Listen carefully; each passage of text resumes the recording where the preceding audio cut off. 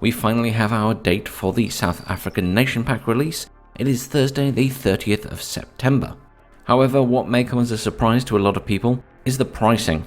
It's going to be $9.99 US or 9.99 euros. That's a bit of a jump on previous single Nation Pack DLCs. Now, the resounding response I got from friends this morning while discussing the pricing was that it's a bit steep. Eugen have included their reasoning for the price increase, which you can see on the screen now.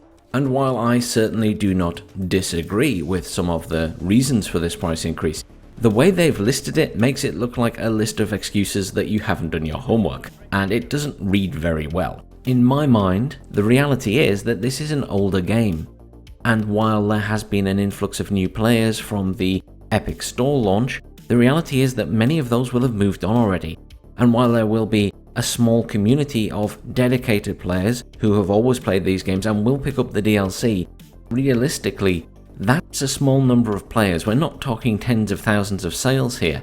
So I can understand the need to have a slightly higher price point to make back the cost of development.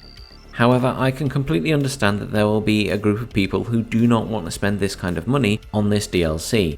The reality is that this is a single nation DLC pack with no new maps being added. So unless you want access to the new nation and its units, there is no other reason to pick it up. Of course, as we know from previous DLC releases for Red Dragon, there is always to some extent a pay-to-win scenario, as the new factions always tend to be slightly unbalanced and more powerful than the older ones. In the right hands, of course. And by that I obviously mean not mine. Discussions about the price point aside, as I'm sure that will be ongoing, the good news is at least we finally have a release date.